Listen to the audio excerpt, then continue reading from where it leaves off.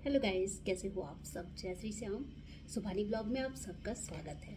आज का ये वीडियो किसी टॉपिक पे नहीं है, किसी ब्लॉग पे नहीं है, जस्ट एक रियल स्टोरी जो कि मुझे फील हुई, तो मुझे लगता है कि आप सबके साथ शेयर करनी बिल्कुल बनती है, क्योंकि आप लोग धीरे धीरे करके हम लोग 400 अप्रॉक्स पास 500 की फैमिली पूरी होने जा रहे हैं। तो ये स्टोरी मेरी रियल स्टोरी है, जो कि जब मैं बताऊंगी तो आपको लगेगा कि सच में ऐसा हो सकता है कि नहीं। बिल्कुल मुझे यकीन नहीं था, लेकिन हुआ, ऐसा कुछ हुआ है जिससे मुझे, मतलब, मैं बता नहीं सकती मैं कितनी खुश हूँ। डेट थी 1 मई। लेट इसलिए हुआ वीडियो पोस्ट करने में, सॉरी, क्योंकि मैं कल ही रिटर्न हुई हूँ खाटू श्याम जी से, और कल बिल्कुल टाइम नहीं बचा ऑफिस की वजह से। सो मुझे लगा आज इस स्टोरी को ज़रूर पोस्ट करना चाहिए। देखिए, सबसे पहले हुआ क्या, 1 मई को मुझे जाना था खाटू श्याम जी। और खाटू श्याम जी जानने के लिए मैं सुबह से इतनी एक्साइटेड थी, क्योंकि जब भी हम खाटू श्याम जी जाते हैं बहुत एक्साइटमेंट होती है। ठीक है, तो मेरे साथ भी वैसा ही कुछ था, और मेरा हर बार का है कि जब भी प्लान होता है फाइनली यहाँ पे टिकट हो जाता है, तो एक्साइटमेंट उस डे की ना नहीं बता सकते। मेरे साथ हुआ कुछ ऐसा कि सुबह सुबह मैं नाश्ता बना रही थी, उठी और चाय वाय अपनी डेली रूटीन फॉलो कर रही थी। उसी टाइम पे मेरे फ़ोन पे एक प्रॉब्लम हुई। मेरे व्हाट्सएप में, वो भी मेरे ऑफिशियल व्हाट्सएप में प्रॉब्लम हुई। अगर वो पर्सनल होता तो एक बार मैं कहती कोई प्रॉब्लम नहीं, चलो इट्स ओके, उसे नॉर्मल समझा जा सकता है। बट मेरे पर्सनल में नहीं, मेरे ऑफिशियल व्हाट्सएप पे व्हाट्सएप सडनली लॉकड आउट हो गया।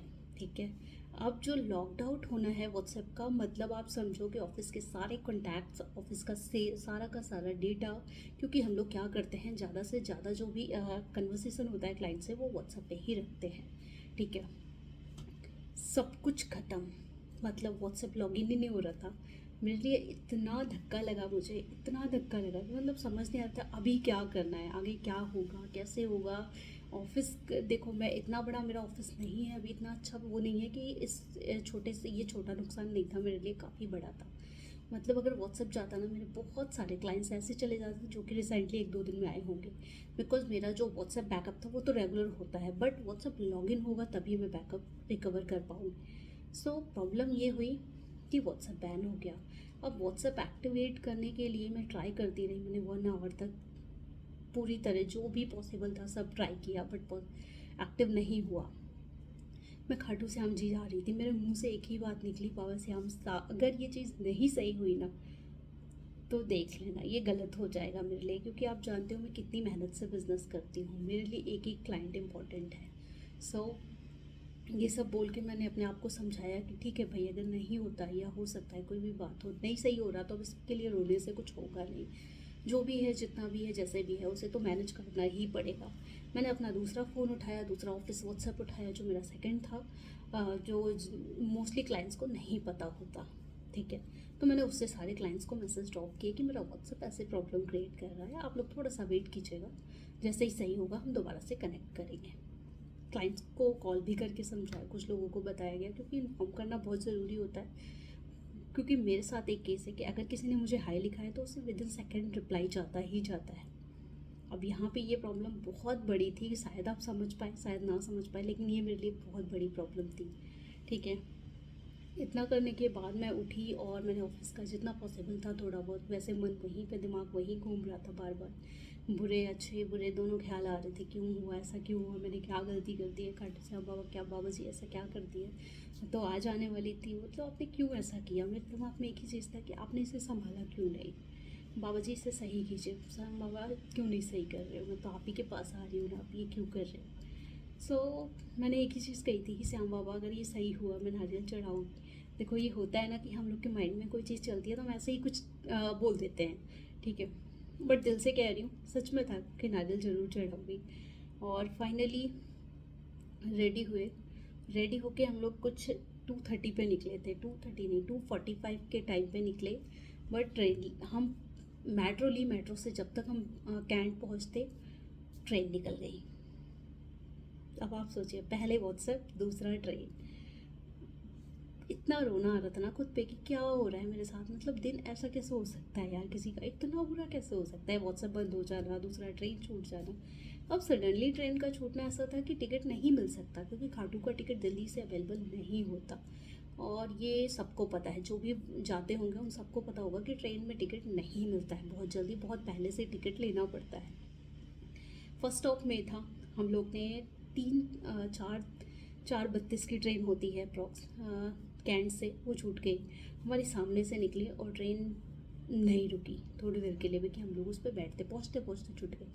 अब इतना रोना आया, एकदम मैं चिल्लाने से लगी क्या हो रहा है, ये दिन पूरा ख़राब हो गया। इतना बुरा लगा ये चीज़ देख के कि अब तो मैं जा नहीं पाऊँगी। सिर्फ एक ही चीज़ था मन में कि अब तो मैं जा नहीं पाऊँगी, और इतने 4 महीने बाद मेरा प्लान बना और अब मैं नहीं जा पाऊँगी सिर्फ ट्रेन छूटने से। फिर थोड़ी देर वेट किया, टीडीआर के लिए ट्राई किया तो टीडीआर हो नहीं सकता बिकॉज ट्रेन निकल गई हमारे सामने से और सेम टाइम निकली थी, तो उसमें टीडीआर फाइल नहीं होता। फिर हम लोगों ने देखा, दूसरी ट्रेन देखी कि कोई ट्रेन अवेलेबल है क्या, उससे हम जाएंगे। हमने डिसाइड किया कि हम ज़रूर जाएंगे, देखते हैं। जैसे ही हमने दूसरी ट्रेन चेक करी, उस पर बिलीव नहीं करोगे, सच में सिर्फ 5 सीट अवेलेबल थी, वो भी सेकेंड एसी की, सिर्फ 5। अब 5 सीट हमें मिल गई, वैसे मिलती नहीं लेकिन मिल गई। हमने फटाफट से 5 सीट्स में से अपनी सीट बुक कर ली। 3 घंटे हमने वेट किया, वहीं पे वेटिंग रूम में काम किया, और हम फाइनली वही 8 बजे 7:45 या 7:50 की ट्रेन थी, बैठ गए। तब तक व्हाट्सएप का कोई रिप्लाई नहीं था, व्हाट्सएप मेल का कोई रिप्लाई नहीं था। मैंने मेल डाले थे, जो भी रिक्वेस्ट करना होता है सब कुछ किया था, तो कोई रिप्लाई नहीं था। जब हम ट्रेन पे चढ़ गए तो थोड़ा सा लगा कि चलो एक चीज़ बुरी हुई, लेकिन दूसरी चलो ठीक हो गई एटलीस्ट, कि अगर खाटू श्याम नहीं जाते ना तो मन शायद और ज़्यादा बुरा फील करता कि क्या हो रहा है ये। बट फाइनली हम ट्रेन में बैठ गए। ठीक है, अब क्या हुआ कि इसके बाद का केस, इसे सुन के ना इतनी खुशी, उस खुशी को मैं नहीं बता सकती कि मतलब, नहीं यार। ऐसा हुआ 8:45, ठीक है, सिर्फ आधे 1 घंटे हुए थे, मुझे ईमेल आ गया कि मेरा व्हाट्सएप भी रीएक्टिवेट हो चुका है। आप इसे नॉर्मल समझो या जो समझो, लेकिन मेरे लिए ये एक ऐसी घटना है ना जो कि सिर्फ बाबा श्याम ही कर सकते हैं। पहला मेरा व्हाट्सएप सही होना, दूसरा मेरे ट्रेन छूटने के बाद भी मुझे खाटू श्याम जी के लिए ट्रेन मिलना। लोग कहते हैं ना शक्ति नहीं होती यार, एक बार विश्वास करके देखो, बहुत शक्ति है खाटू श्याम जी में, और ऐसे ही नहीं उन्हें हारे का सहारा कहा जाता। आज उन्होंने मेरी मेहनत बचाई है। मेरा व्हाट्सएप बिज़नेस अगर सस्पेंड होता ना, मेरे बहुत सारे क्लाइंट्स चले जाते जो कि मुझे रिसेंटली कांटेक्ट किए थे। और व्हाट्सएप बिज़नेस मतलब बिज़नेस का व्हाट्सएप बैन होना, जिस पे कि हमारा सालों साल का डेटा होता है।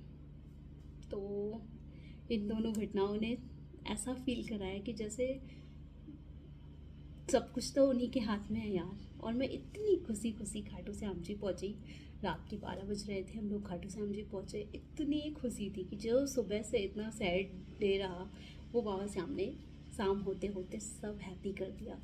ये मेरी रियल स्टोरी है, और इसके स्क्रीनशॉट्स हैं जो भी मेरे पास हुए, मैं यहाँ पे डाल सकती हूँ।